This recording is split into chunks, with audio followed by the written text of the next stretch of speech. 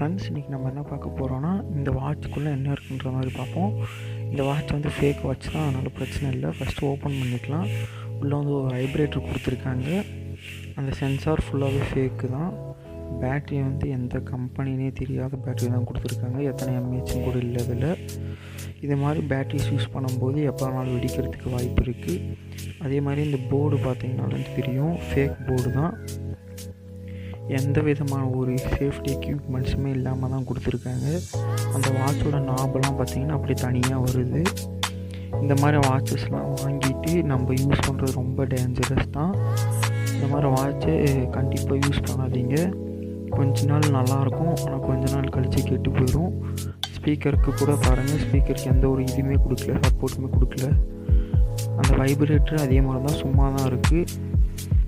இந்த மாதிரி வாட்ச்லாம் வாங்காதீங்க ஃப்ரெண்ட்ஸ். தேங்க்யூ.